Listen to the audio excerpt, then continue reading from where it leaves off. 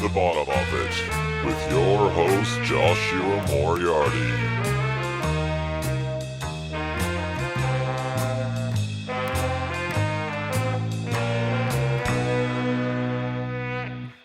Hello, welcome back to episode 45 of The Bottom of It. How you doing?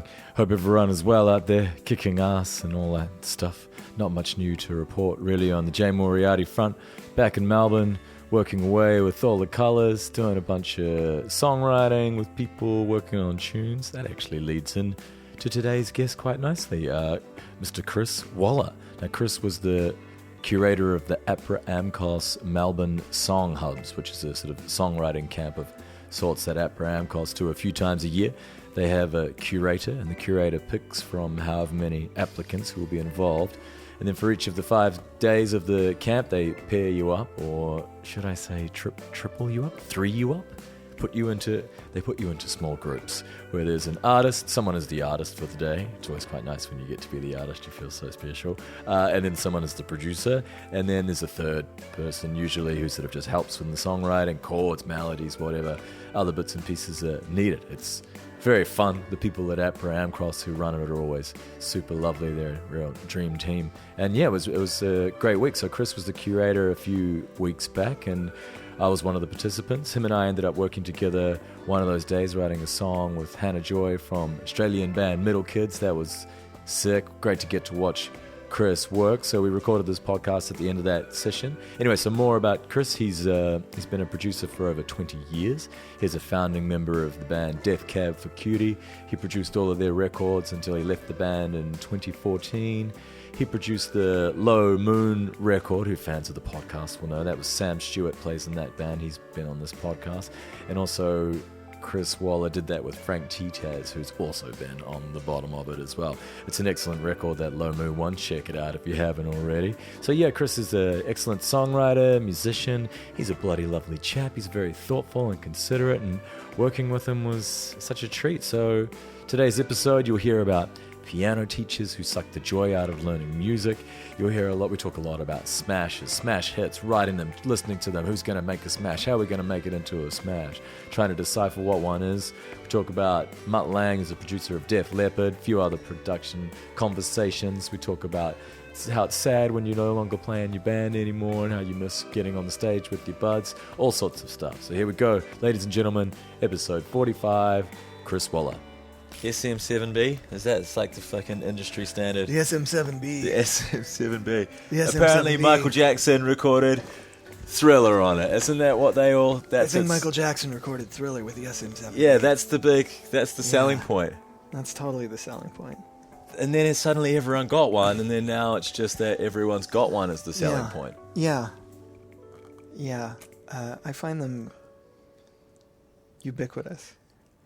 I guess that's the good thing about it, is that whenever you record anything on it and you send it to somebody, they know what to do with it to make it sound decent, because everyone knows how to use it, right? Yeah. But does it just mean that everyone sounds the same now? Yeah, and the thing about the SM7 is that it's actually like quite a tricky...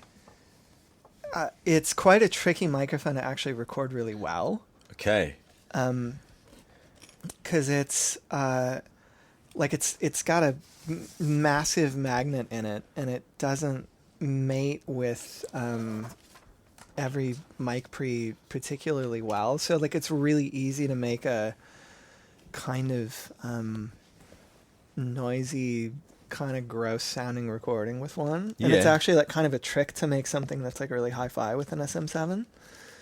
Are you nerdy with all this stuff? Are you? Yeah, I love it. I'm kind of an engineer. I really enjoy it. Yeah. Yeah.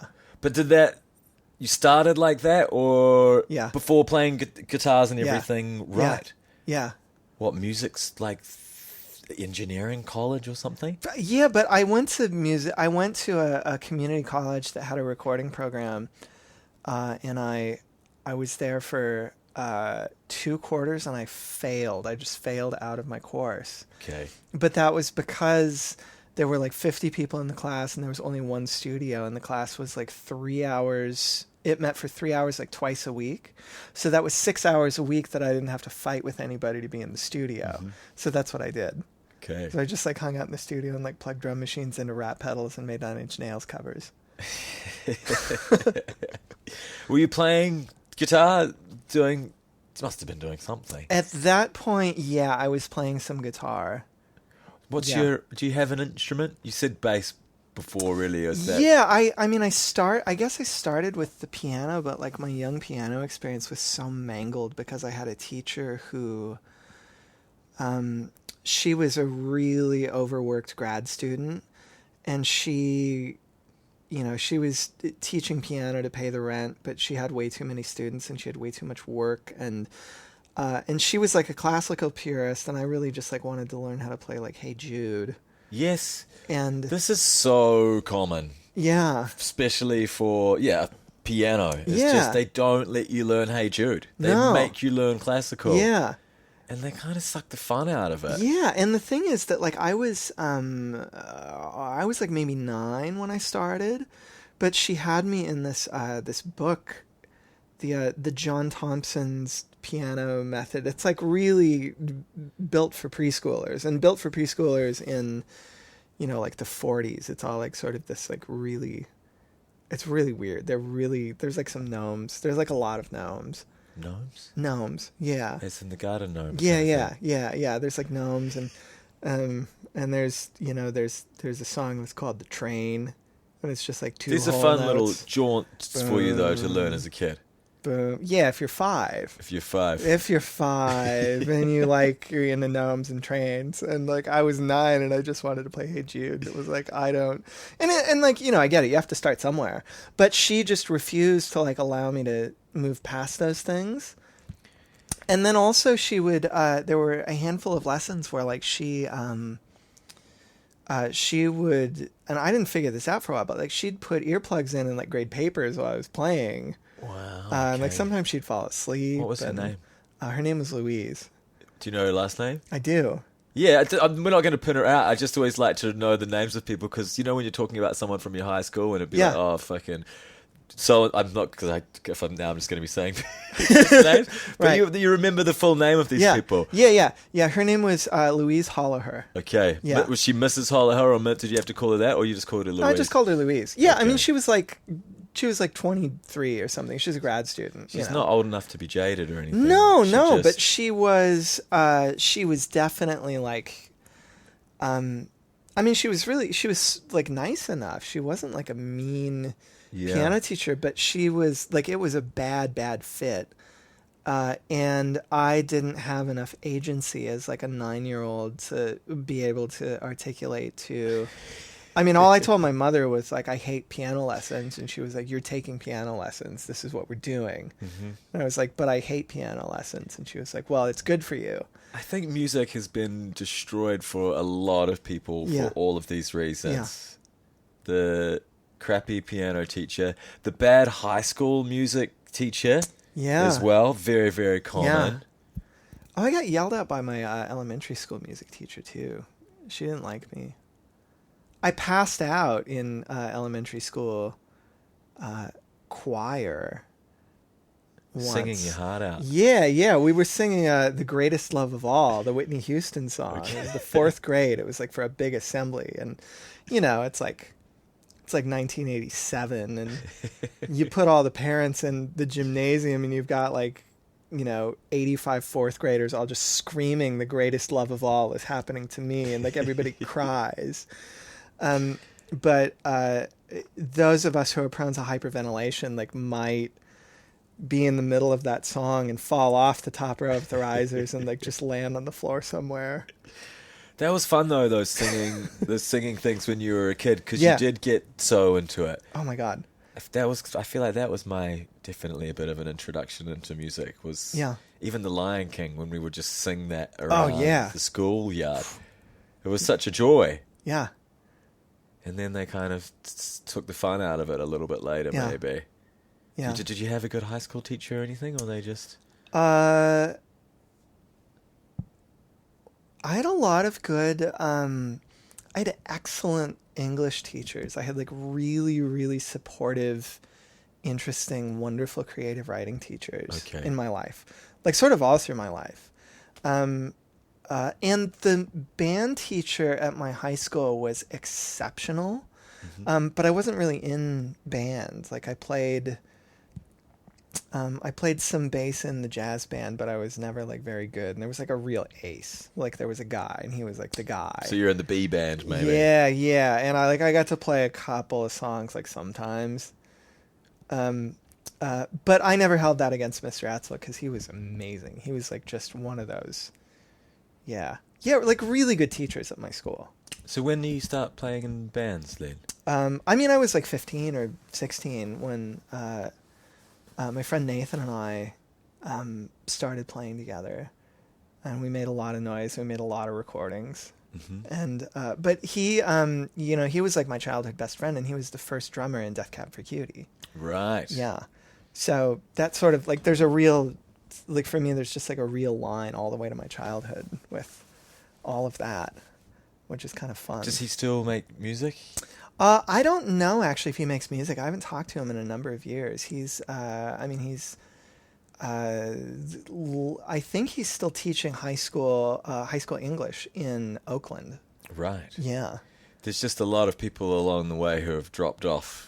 Yeah. As I've observed, so many people who was like, that was the guy who was the drummer in my first band. He no longer plays the drums anymore. Yeah, right. That's the guy who was playing bass in my second band when I was in my late 20s. He doesn't play the bass anymore. Yeah. They sort of just start dropping like flies. Yeah. And then there's a new bunch of young people coming through who will also get disheartened and disappear as the years go by. Yeah. My God, I feel like everything that the reason I get up in the morning is to like just, I mean, I feel like I've lost a little bit of that myself, but I feel like what gets me up in the morning is like trying to figure out how to help people not do that, not like disappear, like trying to figure out like how to give people like the kinds of, like open the kinds of doors that I sort of, in hindsight, had really, if somebody had told me when I was like 5 or 6 that like all that free play on the piano, like just sitting and like just making sounds and putting things together. If somebody had just told me like, oh, that's songwriting, like that's the start of songwriting. And if somebody had just said like, that's really cool, what if you did that again? It's like not rocket science, the kind of support that like people need when they're young to like kind of, sort of like make those connections and like just put together like, of course, those Legos. There must be more of that now, maybe a little bit, I guess. Yeah. I mean, here we are at the Song Hubs thing. So there's a thing in Seattle called the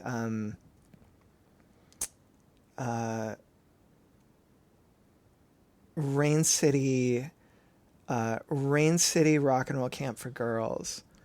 And this is something my wife has been a counselor at a couple of times. Okay. And like the whole idea is that it's like a songwriting session, except it's a week. And these kids as young as like 6, right? Like 6, 7, 8. There's like, I think there's, they divide them up by age into like 4 age brackets. And like the oldest one is like, you're in high school, you're like 14, 15, 16. But the idea is that you learn an instrument, like you learn something. You just like start somewhere. You say like, I want to play the drums, and you get to play the drums, and you're the drummer in a band. And at the end of 5 days, you have a song that you've written with these other like 6 or 7 or 8-year-olds. It must be really exhilarating. And then on Saturday, everybody gets together at the Crocodile, this venue in Seattle. And, like 600 people watch all these girls play the songs that they wrote this week. And, oh my God, there's nothing as life-affirming as the experience of, like, watching the Rain City Rock Camp for Girls, like, showcase. I'm getting a little, like, misty thinking about it. It's so wonderful. It's so wonderful. It's great. Yeah. Do you get chances to work with younger people in that age? Does that happen for you, or is more just like kind of? Not so much. Like I get lots of particularly as it relates to the studio in Seattle, I get lots of emails from like kids in high school who like want to, they want to check it out or like intern or hang out Fans for a of your session or work? People have... sometimes fans. I mean, often like now it's their parents who are fans who like Right. live in the neighborhood and know that there's a studio and that I'm associated with it like somehow or another. Yeah. And like sometimes that works out, sometimes it really just doesn't work out. But yeah, not so much though with kids. I think that I've been I've just been I don't know. Like we've been so sort of dissociated the last couple of years, my wife and I, because we've been moving around so much. That's right. And I find that because I tend to get really, really invested in like kind of big, long scale projects with bands who are like sort of mid-career, and like naturally those people tend to be in their like mid-20s or moving in on their late 20s, and not very often do they have kids. So yeah, there's just like not a lot of kids in my life right now. Yeah. Yeah. I'm kind of the same. Yeah.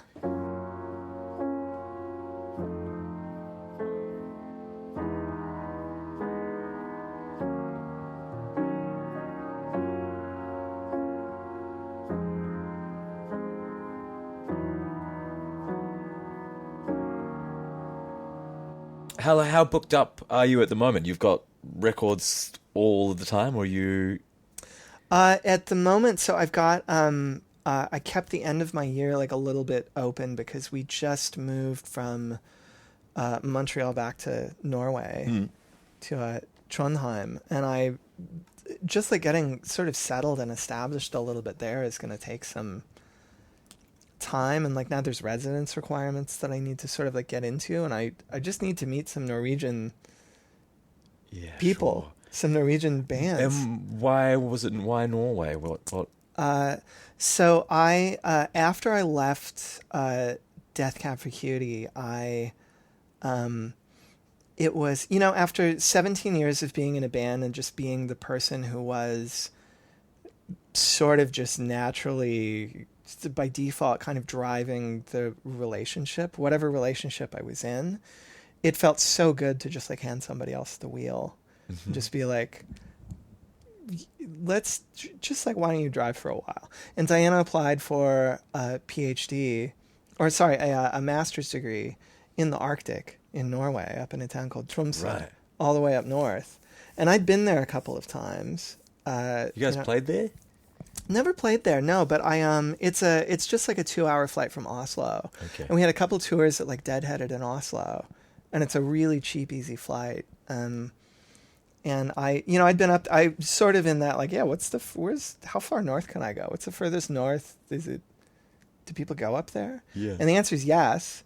And I just fell in love with that town. And it turns out that my wife, who's a linguist, Right. that there's a linguistics program up there that's quite well regarded. And there's a master's program, and she applied for it, and we just like went. So you're going to have to start joining death metal bands? Mostly Antifa bands. What's Antifa? Yeah, anti-fascist. Yeah, totally. Yeah. It's like the kids who are, punching Nazis. There's a lot of that sort of thing up there. Whoa. Yeah. Yeah, it's pretty serious. There's like the basement hardcore tradition up there is like unstoppable. Like it's really, really cool up there. Are you listening to that stuff? You're finding like you are intrigued by new bands in that regard, or yeah, your ears always open? Yeah, totally. I'm into anything that like has a point of view, or like a reason for being. I tend to really check out with stuff that's just like capital E entertainment, and there's sort of like it's like, there's some party music I like, but Yeah. I when it's just like, my God, what was the thing I read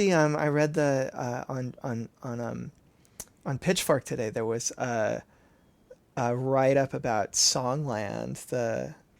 Dave Stewart's. Yeah, right. The thing that he's involved with, right? Yeah, and the writer said something like toward the end of that about how most of what he's heard on the show is the kind of music that he has come to associate with being in the back of an Uber. Interesting. And that really resonated with me, like that feeling, because it's not as though that stuff is, that stuff, I don't want to paint too wide too broad a stroke. Mainstream music really is the stroke, probably, right? Is that what we're... Well, yeah, probably. I mean, there are like a fair few things that like pop up that are like really nice sounding and really adept and like really well done, and they suggest a mood or a place or a thing, but I really like, I don't know, there's a handful of like really big hits from the last like 3 or 4 years that I think are like kind of pretty exceptional. Like I'm a big fan of The Middle, the Maren Morris song. Who was that? Maren Morris. Oh my God. That song, like I think that's I love that song. It's great. The Middle. Yeah. I think I know what you're talking about. You'd know it. You'd know that chorus if you heard it. It's wonderful. Is there other people involved with that song? Yeah, there are. Zed or something? Yes. Yeah. Yes, exactly. There was a big thing about it. It Yeah. became a huge smash, right? Yeah, yeah. And Okay. that was like a weird songwriting session. That was sort of like, if Yes. I remember right, that was like kind of an experiment for her, because she's like a Nashville girl, I think. Right. I don't even think I know the song. Maybe, okay, I guess I know it Yeah. if I heard it, but I remember seeing about that. Yeah, that became a really big one. Okay, so Yeah. it is good. Yeah. I think That's how the sort of chorus is just unbelievable. It's great. It's just one of undeniable those like smash. wonderful, undeniable. Yeah, it's really good. Okay. But then for every one of those, there's like 8 or 9 that are like just, sort of in that, aspiring to that ballpark, but just like not in it. Yeah. Yeah, of course. Yeah. That's most of the ones that I hear on the radio. Yeah. Yeah. It is just a machine churning them out. Yeah. And someone writes the excellent one, and then for the next 6 months, you've got to hear all the imitations. Yeah, we of chase the it same. around. Yeah. Yeah. And they're just doing the shitty versions of it. Mm-hmm.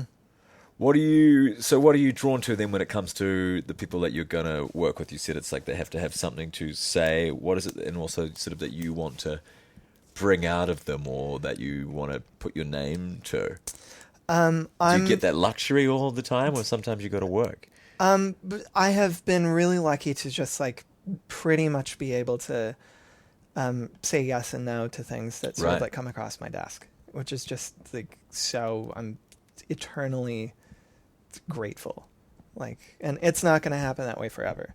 Like, it's, It should happen more as you keep going, shouldn't it? Yeah, but it's also think. like I haven't made a lot of records in the last like 3 or 4 years that have really like, I certainly haven't made any smashes.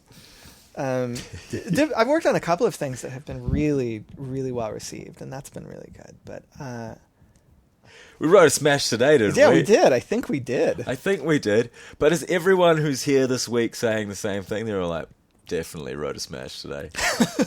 Yesterday I did not write a smash. Yeah, It was just a song. Yeah. But I think it was cool. See, that's kind of how I feel about yesterday too. Like, I really like what we did yesterday, but I'm not totally sure what it like is. I think one of the things I really like doing in situations like this is, and this is really fun. Like if I'm working with a band for the first time and we're like trying a song, or like I kind of like to just push past wherever I feel like the comfortable place is, or where I think it might be, and just like sort of to aim for something that's beyond that. And if that thing ends up being like way too much of a stretch, then whatever we've worked on is too much of a stretch. But if it's something that is able to like kind of open a door or suggest a kind of previously unimagined possibility for somebody, that's really cool. Yes, okay. And particularly, I'm very drawn to bands, as my own band was, like bands that are really insular, bands that are like sort of a closed loop. And I'm like cracking a band that's like really, a really tight gang.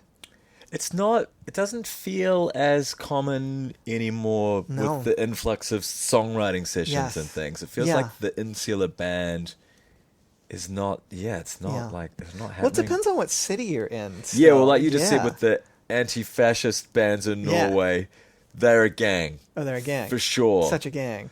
But definitely, yeah, having been in Los Angeles and Yeah. even living back in Australia, Mm-hmm. there are still bands here in Melbourne, especially. But now that this songwriting thing's starting to infiltrate this country, Mm-hmm. it's definitely changed the dynamic a little bit.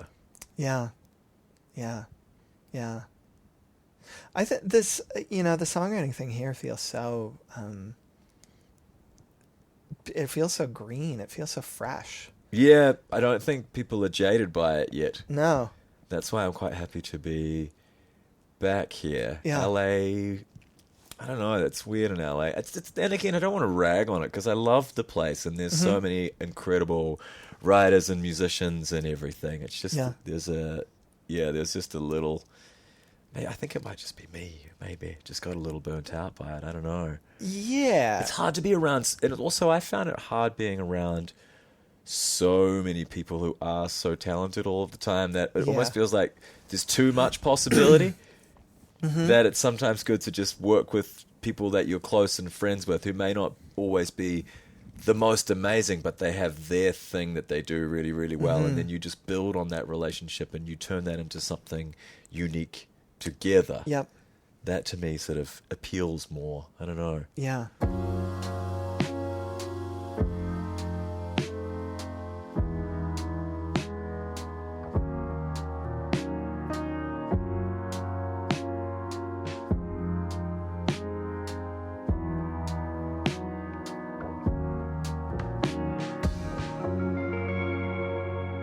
Have you done much of that LA songwriting thing? We were sort of talking about it. the other Yeah, day. I've done a fair bit of it now. I signed a co-pub deal almost a year ago, and so that has just naturally, there's, So they're putting you in the room with a lot of people all the yeah, time?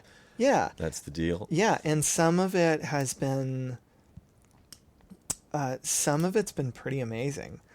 Some of it's been like kind of bad. Yes. And a lot of it has been sort of like, yeah, all right. Should we go get some dinner? Should probably go get some dinner. Yeah. Cool. I'll send this to you. And, and there's, and it's no not, real way of knowing though, is there No, sometimes? yeah. Like, especially not before you go into it.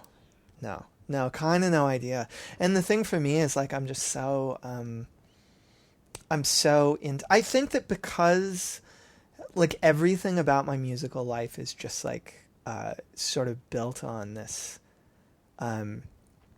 really heavy, thick, lasting emotional attachment. And like it's sort of with the desire, like I want to be friends with the people that I'm working on, and I want to help like kind of like lift somebody up, or a group of people, or whatever it is. So it's like when that's not happening, I just feel like it's just a little sad. Are you getting repeat business then? Are you getting to go back and work with a bunch of the people that you've... Yeah, a few. Yeah. It's hard these days because it doesn't Yeah. seem like that's always the case, No, not always possible. No. Yeah. No, but like Jordan Blackman, who's down here for this, like he, like I brought him down for this thing, and Jordan's like, I just like love him. Like I love the way that he works. I love the way his brain works. I've done a couple of sessions with him where he is like, he might not know where in the woods he is, but he knows that there's some light out there, and like I don't even, I'm like so lost. I'm in, and yeah, but and he comes at it from a real sort of like tinkery, noise making, sort of perspective. Some people are really great with that, aren't they? Yeah. They just tinker and fuck around and come up with... I can't really do that. Yeah. I'm not a tinkerer. Yeah. It's like tinkering maybe at the piano or the guitar Yeah. or something, but Yeah. I'm not a sonic tinkerer by I tinker by on my any stretch. own. I get really self-conscious. I get really nervous when I'm tinkering in a room with other people. Um, and I think it's one of the things I love about Jordan, because he just does that like so naturally, like so openly. Yeah. And so it's just so like native for him. And it's really good for me because it's something I enjoy doing, but it's something that I have been, I think it's a learned behavior. It's like, it's being it's like there was some impatience in my band. There's some like, what are we doing? What are we doing? There's like a little bit of that sort of thing. And like, It's like that with the band, though. Yeah, as well, totally. Because those relationships have been going for so long. exactly. And they get really calcified. Yeah. And like sort of like decalcifying, like cracking all that stuff off is like, there's maintenance that has to happen to keep it from getting like too gnarly. Yeah, well, we worked together today. There was just the three of us, and we were Yeah. all on our absolute best behaviour, and it was wonderful, and everyone was so forgiving and nice, Yeah. and there's no bullshit Yeah. at all. But yeah, you imagine if you're in the band with people and it's been, Yeah. like you said, 17 years or something, Yeah, right, you probably yeah. start to... Yeah. Yeah. Well, I'm doing all that to myself, like in my head while we're working, It's like all that stuff's happening. It's, fuck, this isn't working. Fuck, Walla. God damn it. Come on.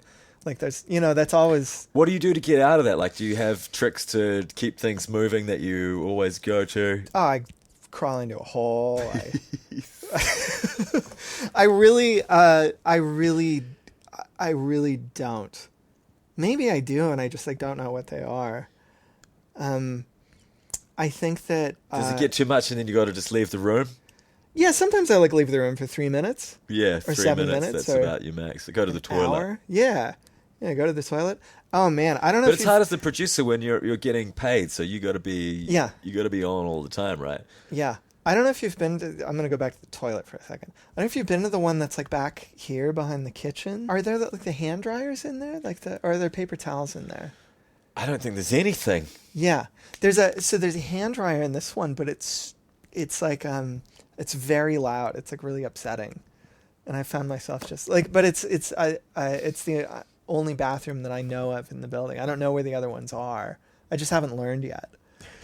So like that's my bathroom, and the bathroom's like this like really It's a distressing it's place. like kind for of an you. experience. Yeah, it's just a little bit like yeah. So Well, yeah, I've always been. I get slightly petrified of being the producer myself for the reason that once they're paying, it's actually having a job in general, really. Once Sure. I know someone's paying me, Yeah. I have to deliver something. Yeah. And I'm terrified of being like someone's slave or. And what if I can't do it? So Yeah. I'm always like, oh, don't worry, you don't really have to pay me for this one. I'll Yeah, just do right, it freely. right. But then I can always tag out if I don't want to do it. yeah. Fear of job commitment, maybe. Yeah, and I think that fear of I don't know. I mean, that sounds like there's a little bit of like fear of a living wage, like fear of valuing oneself enough to realize that, Maybe. like, I mean, I certainly have that. It's so hard I- in yeah. what we do, though, isn't Well, it? yeah, Like, where because do you like nobody draw the has line? any money, No. except the labels and Yeah. Spotify. But it's really hard to shake money out of those two places, Yes. and that's like a whole other skill set, and I don't have it. No. I've never even really been involved with the label ever. Yeah, I don't really. Yeah. I sort of know them from the periphery yeah, of other people dealing with them. yeah. Yeah, there's some good ones. There's got to be, right? Yeah. There's a couple Yeah, still giving money out. yeah. Low Moon, was all label kind of Yeah, that was situation. all Columbia, yeah. Yeah. Yeah. That seemed like you guys got to really do the whole thing with that one. Yeah, we really did. It sounds great. Thanks. Yeah. Yeah. And that's with Frank. How did you decide who got to do who? Yeah. Who's the boss? So You, obviously. No, Matt from the band. Like, he was Right. the boss. Like, Frank and I produced the record, but Matt called the shots. Matt has this wonderful quality about him where he is able to identify the feeling, whatever Right. the feeling is. And he's nuts for Springsteen. He's like a Springsteen fanatic. Yes. And Yes.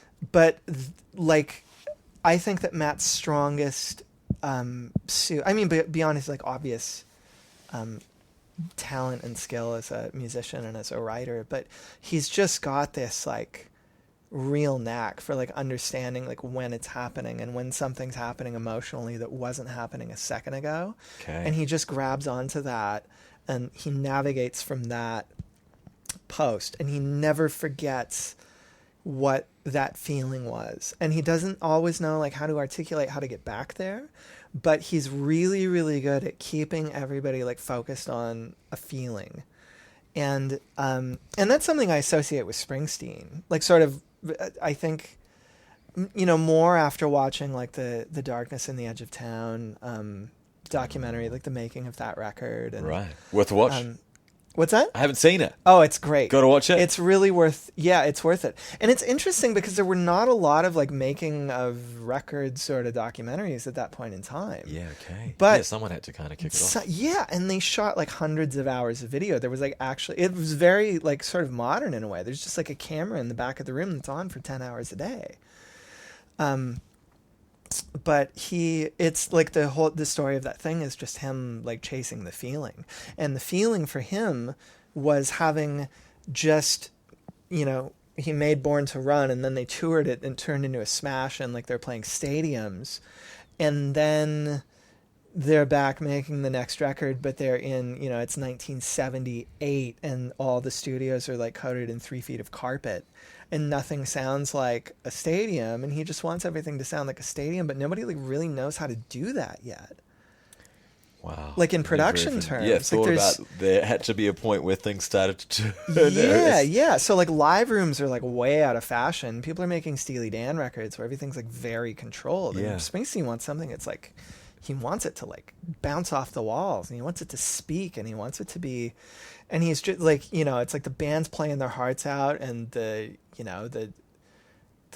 producer and engineer just like beating themselves up, and he's just back there on the couch just like, oh my God, when the fuck, this is not it. We're just not there. And anyway, so like that commitment, like that thing, that's something I associate with Matt. Yes. And it takes so much self-assurance as well, though. It must become quite difficult, especially if other people are getting involved. You're on the clock, money's ticking over, and you're like, oh, it sounds, because it all sounds good. It sounds too, good. A lot of the time. Yeah, totally. It's like, good, but it's not quite right. Yeah. So lots of doing and undoing, and making and unmaking, and trying and doing again, and you know, a lot of talking about like, does this band have a drummer? Maybe we don't have a drummer. Maybe we just spent 3 weeks cutting the drums and like there's no drums. And like that's not what happened, but like there was a moment where it was sort of like, oh, who's, you know, like the band was still like really finding their identity when we did that record. So yeah, that's true, isn't it? Yeah. But I love that idea of, like you say, chasing the feeling, or because that album has a feeling and that band has an emotion, and that's their defining thing. And I guess all of the great acts and bands and people do. It's like you can distill it. You can know exactly what that is. Yeah. And I guess that's sort of what you're always chasing a little bit as the artist, is finding what that's going to be, huh? Yeah.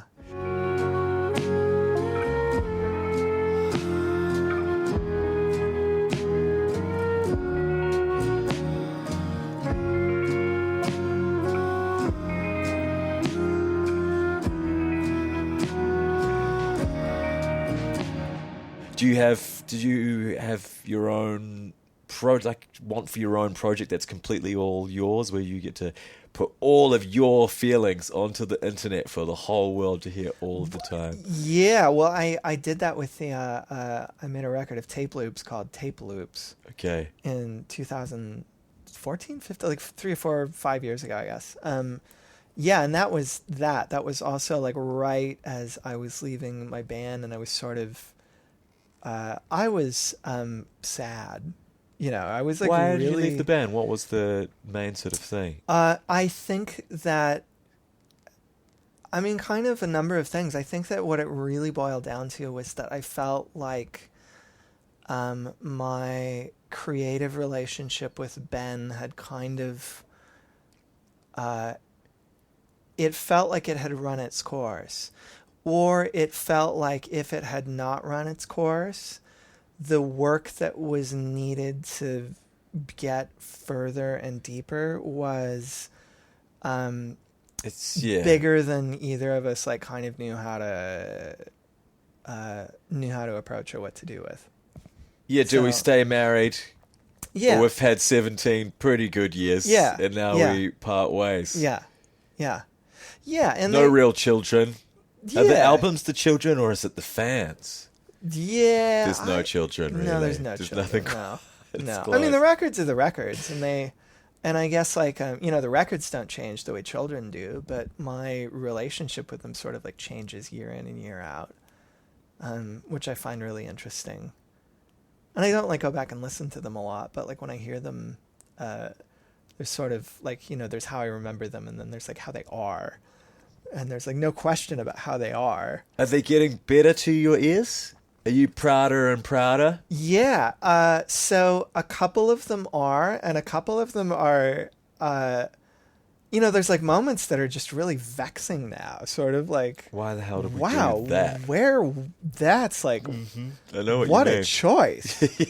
Like, Yeah, how did, what was I thinking? what was I think, what were we, and it's not, there's definitely like there's a few songs that are just like, I don't actually think that's very good at all. But there's not tons of those, mercifully. There are a fair few that are just sort of like, wow, here's where the hook goes and there's no hook. How did that, like, thinking through that point in time and like trying to figure out like where or why that is or how it ended up that way and just kind of coming up blank. Like, I what a love weird though choice. when you listen back though, at least if you hear the intense commitment that at least you really Yes. committed to whatever it was. Yeah. Even if you're kind of like, whoa, what was Yeah. I thinking? But Yeah. at least you were really going for Yeah. it. And that's sort of the most important thing, right? Like you, Yeah. you had to do something. Yeah. Yeah, and there it is. We did it. Yeah, and we Oh, it's really meant down. it at It's the on time. tape. Yeah. Do you still speak to Ben, or are you guys? No, I actually haven't spoken to him in years. He actually sent me an email the other day that was like really sweet, and it was sort of like, "Hey, I'm here. Love to talk." That's very nice. Yeah, yeah, and it was really, it was really sweet, and it was sort of like a little, like kind of really out of the blue, and like I sort of like didn't totally like know what to do with it, in a way. You replied? I haven't replied yet. Right. Yeah, I plan on Classic. it. Yeah, you Yeah. will. But you want to Yeah. put the time aside to answer it Yeah, back? yeah. I just wanna, like not. Yeah, cool. What's up? Like yeah. You seem like a guy who would, you have real emotions and you consider these things and you would care about Yeah, people. yeah. I mean, I definitely do, and like the thing about a really complex, really old relationship that has gone like into hibernation, more or less, is that the anger is like really, everything's really fermented, like the sweet stuff's got a bit of a tang to it, and the like bitter stuff's like really bitter, and Right, so that's You know all, what I mean? that's all still in there? yeah, it's definitely all still in there, and that's I don't know, I just think that's probably really natural. Yeah. I wonder how much time it takes for it to go away, or if it ever does, or you actually just have to talk about it, and if you never do, then it never goes away. I mean, really. talking about it is that's the thing, and like we'll get there. Yeah. It'll happen. Yeah, and it'll be really fucking hard, and it'll be great when we do it. Yes. But yeah. Right. But it didn't end badly as such? No, it didn't end badly. I mean, it didn't end like awesome. Yeah, okay. Yeah, sure. But it wasn't. Yeah, it wasn't like it wasn't a flame out. It was. And I told them I was leaving. Like we were halfway through making a record, and it was. Yeah, I mean, it was just like it was a big wrangle. It was just like a lot of stuff. Are the other guys in the band really in it as well, or was it sort of more you, Ben, and you and Ben who are sort of the main? Oh, everybody! It's a really band. collaborative. It's a Yeah, band. yeah, sure. Yeah, Yeah, absolutely. Yeah. Yeah, and like any, it's it's and it has changed like so fundamentally since I've left, and I think it's still really good. Yeah. Like they're still doing really good stuff. Do you miss playing live? I miss playing music so much, Josh. I miss playing music on stage with my friends. Yes. Like a lot. Yeah, because that's I get it. fun. That's a lot of the thing that's this transition period for people leaving the band, now becoming producers. Yeah. They don't so much have their own project anymore. They're Yeah. serving people, like you're saying. You're kind of Yeah. acting as a bit of a mentor, and you're trying to help people get Yeah. this thing together. But you often lose that ability to Mm-hmm. get on the stage with your buds and Yeah. play tunes. It's such a happy place. Yeah. You've got to get back for the reunion tour, bro. Yeah. Yeah. No, probably not. But yeah. Yeah, I do need to play some music on a stage. I did a thing not very long ago. I was by a really crazy set of circumstances. I was invited to sing a song called "The Wreck of the Edmund Fitzgerald" by Gordon Lightfoot. Okay, sure. And this is a song that is there like an Australian like anthem, like something in popular culture that's just like so, I mean, I'm not talking about like Great Southern Land or like Beds Are Burning but something that's like really just like kind of reaches everybody. Maybe John Farnham, The Voice. Do you know that song?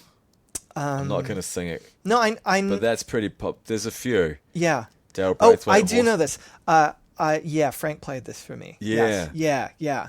In New Zealand, there's Dave Dobbins' Slice of Heaven, which is Yeah. a big one that all the Kiwis know. Right. Okay. So, yeah. So, what's this one? This so is the Wreck of the Edmund Fitzgerald was written by Gordon Lightfoot, and it's kind of one of those songs for Canada. It's just like Okay. it's like a big one. It's a really big one. And I was asked to mix a record toward the end of last year by a band called the Rheostatics, Okay. who are Canadian icons, like legends of a sort, and like who I had been. I mean, they got together in like 1978. Wow. Right. And they actually haven't made like a ton of records in their run, but this is their new record's like their first record in 16 years. And they'd asked me to do a bunch of mixes for it. And I was really excited because I sort of understood who they were and what they did, and it was like, I can't fuck this Don't up. fuck it up. Yeah, exactly. But Dave Bedini, the singer in that band, he has a newspaper in Toronto. This is a really long story. It's okay. Yeah, he's got a newspaper in Toronto, and he's a writer. He's written a bunch of books as well, and he's really committed to writers and writing, and he's really committed to paying people, writers, photographers, artists, what they're worth. And he's really committed to doing that in print form. So this thing that he's got, the West End Phoenix, it's kind of like half old school alt weekly and half like literary mag. Comes out quarterly. And he's got a whole bunch of subscribers, and it's going like quite well. But nonetheless, he has to hold a benefit every now and again. So he put together this benefit, and there are all of these like kind of amazing kind of legends and Canadian luminaries like playing this thing. And he asked me if I would sing The Wreck of the Edmund Fitzgerald with them. And also Alex Lifeson from Rush Yes. was playing the guitar with them. So this event was the first time I'd been on stage since my last show with my band. It was actually like I think the first time I'd been on stage in like 5 years or something. And it was that, and as a singer, and I'm not like really a singer, but it's a song, and it's like 8 minutes long, and there's like 7 massive verses, and it's like this whole thing. Did you know it beforehand though? A little bit. Oh, the song's amazing. Yeah, Okay. yeah. I mean, I knew it, but like nobody knows all the words. Like I knew the. Did you tear the house down? No, but I did okay. And that's, I'm really happy with that. Yeah. So that was my last time on stage, Josh. And how long ago? Just recently? Yeah, it was May 31st. May 30th. Yeah, it was just like right back there. It's just, yeah, and I was like a big Rush fan growing up. So like being on stage with Alex Lifeson was a little bit like... It's always weird how long it takes for something that's like a real... If someone had told you when you're the real big Rush fan when you were younger or whatever, that, when you're this age and this many years, you get to be on stage, and you're like, do I have to wait that long? Yeah. Can we not? Yeah. Yeah, and like there might be more of those. Like there might not be more of those. Like I don't know. No, You there just, like, probably will don't be, know. but they're always way later. Mm-hmm. It's always past the time that you care anymore. Right. Yeah. A little bit. Yeah. I got to sing a song with the Deftones a few years ago on stage, and as a teenager, they were my favorite band. Yeah, ever. right. And then I still really like them. Obviously, there's a place for me, and it was really fun doing it. But it's not like I'm still the hugest fan or whatever. But like, if I could told myself when I was 15 that I would have got to do that, he would have been really excited. Yeah. No way, you're not going to get to do that. It's like, that's but not so for another 15 years. Fun. Yeah. That's so fun. Yeah. That's great. You a music snob at all? Getting better as the years go by? I think getting a lot better as the years go by. I think the more people you work with as well, it opens you up, doesn't it? Oh yeah, it really does. Yeah, and there's still a handful of things that are kind of no-fly zones for me, but there are very few of them. Yeah, I'm just pretty into whatever's like coming through the speakers, and I think my way into being a not music snob, is simply process, simply like just thinking through how like somebody had to make this. Somebody had to make all of these choices, every single one of these choices in this song that's coming through these speakers. Like somebody made them. Or if they didn't make that choice, they allowed it to remain there. Just like, still a choice, isn't it? Yeah, exactly. But like just that alone, just like the craft of record making and just knowing that it's like, it's really sloppy and scrappy and messy, and it's like not always a really like linear sort of experience. And no, the more I do it, it's sort of, I guess it's getting easier-ish to get it done, but it's still, it's like the more you know, the more you realize you don't know. And yeah, totally. It could also sort of become. Yeah. I went through a really big Def Leppard phase this last year. Right, Mutt Lange. Yes. Guy's really genius. Chewing through the Mutt Lange like kind of world, like sort of listening to spending a lot of time with Hysteria and just being like, all of these choices, like so hard fought, so they would spend a year on the record, wouldn't they? 3 years. 3 that years. Was 3 years. Okay. Yeah, and those guys like invented so many things like to make that record. Like, there's a lot of stuff that happened on that record that like, like that was sort of the point in time where like everybody was just like right up against the technology, and there was a real sort of like conversation between what was happening in these state-of-the-art studios and what was happening like in in the R&D lab at Roland or Lexicon. Yes, or of course. Like there's a real sort of like, here's what I wish I could do, here's what I'm trying to do, here's how I've like kind of done that. And then having somebody in Boston at Lexicon or Eventide be like, God, how could we do that? Can we do that? Do we have an and so you're sort of like at the dawn of tuning, and you're at the that's why they had to spend 3 years on what exactly. now we could do so much and like sound replacement and like all this stuff and it's like, it's wild. It sounds so wild, that record.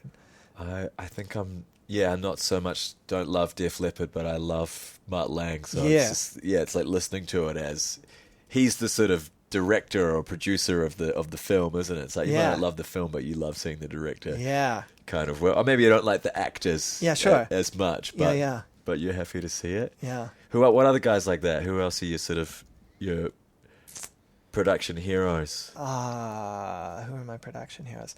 I am I'm a really, really big Nick Launay fan. Right. He Yeah. was one of the last guests on the podcast. Was he? Yeah, yeah. Yeah. I was just talking to him the other day. Yeah, like I'm a fanatic. Right. Yeah, like so many of.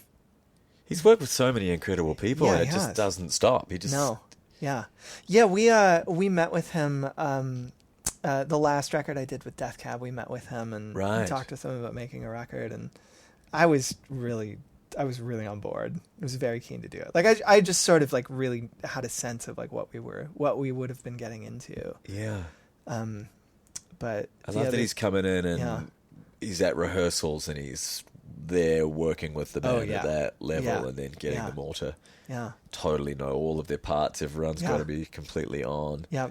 It's pretty old school. It's really old school, but it still works. And I really Yeah. like that he's so much of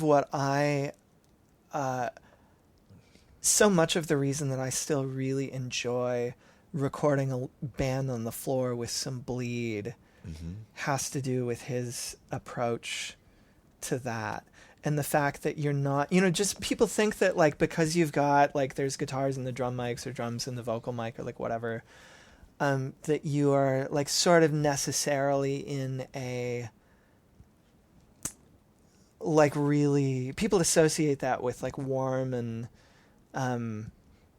sort of I don't know like organic and like maybe a little rootsy and a little like rough around the edges, and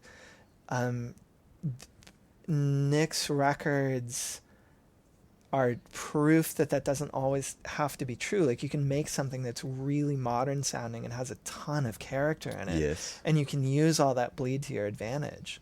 And like how all that stuff, like sort of picking apart those records was kind of taught me that like it actually doesn't matter that much if the guitar like going down doesn't sound anything like you actually want or you think you want the guitar to sound, because there's probably a spot in the song where it's going to be awesome. Like you can just erase it on the tape for everything except for that second verse where it just does this thing, and then it's just in the second verse and you don't have to think about the second verse again because that awesome guitar comes in, and it's a guitar you would never choose. Like you'd go on a hunt for that guitar and you'd never find it. Yeah. Yeah. I know exactly what you mean. Yeah. Do you lament sort of the loss of that with people not really getting the opportunity to do that so much anymore? It seems like it isn't really happening. And It's not happening a lot. you must have seen a lot change in the sort of 17 Yeah, years totally. from your I mean, band, and then the biggest thing I think that has changed is that fewer and fewer parents are buying their kids guitars and drums, and more parents are buying their kids laptops and headphones. And that, for so many reasons, it's like that makes sense to me, and as cities are getting more and more expensive, it's harder to find places to make noise, and the rise of electronic music makes a lot of sense. Yep. And Completely. the rise of this kind of record There's a making makes a lot pragmatism of to sense. it, isn't there? Yeah, exactly. It's just practical. Yeah. And I mean, let's face it, being in a band is expensive and This enormously is what inconvenient. This is what Nick was saying to me, talking Yeah. about it, and he's like Yeah. making him a little sad. He understands exactly why it's happening, but Yeah. it's just budgetary. Yeah. Budget's got a lot to do with Yes. the space. Yeah, Yes. people not and we're just sort of sounding more and more like computers, and Yeah. the human element is disappearing. There's got to be a rejection to it, right? Like there's got to be the new punk rock wave of some kind happening. But then does it even like how does it? Yeah, like What's your prediction? I don't know. I mean, like every time I feel like I get the sense of like I don't know. I mean, there's like underground and counterculture happening in so, like I feel like all the stuff that's like the most exciting is actually stuff that's like bubbling up on the periphery, and it's actually like just not in the it's like having Old Town Road come to the front as a phenomenon and as a song, and having like Lil Nas X be like the guy is just like I wasn't looking at that or for that or whatever, and like here he is, and it's like what a fucking beautiful thing. Like it's so cool, and to like have a song that like, I mean, like watching that clip of those, you know, back to elementary school, like watching those like 500 kids, like, you know, third and fourth graders, like in the gymnasium, when he shows up in the gymnasium and they're just like, seen it. it's Josh, it's really beautiful. Okay. Yeah. So there was this thing, like somebody, you know, some teacher it was the end of the elementary school talent show, and everybody in the school sang Old Town Road together, and the teacher put it up, tagged Lil Nas X in it, and it went viral, and he picked up on it, and he was like, "What do y'all want to show?" Wow. And then he showed up at the school, and he did it, and it's like, it's just joy. It's like pure joy. It's like so fun. Like all parties are on the same page. It's very cool. It's really, really a nice thing. All right. So yeah, it's like, I mean, my prediction is like that.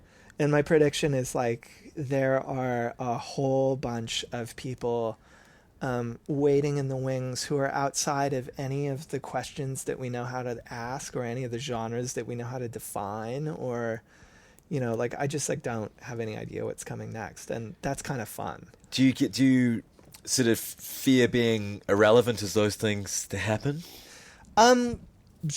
Yeah, I mean, I am irrelevant in so many ways. Like, the thing I'm discovering though, Josh, is that I, even if I don't totally always like understand what's happening in sort of like production or song, like, you know, it's like, I don't know anything about vocal production. I don't, you know, it's like I can tune some stuff and like make some harmonies, and like, you know, like I have no idea what's happening. It's awesome. Like, people are doing such weird, cool shit, and I'm utterly like out of that loop. But the thing that I have that I feel is not just relevant, but actually increasingly relevant again, is chops as an engineer. Mm-hmm. Like, and I'm finding more and more in these sessions, like, that actually just having the facility to, I mean, in the instances where I have a couple of mics, like just being able to like grab a thing. Yes, in a way that is getting something like out of a computer, and grabbing a thing and representing it in a way that's like actually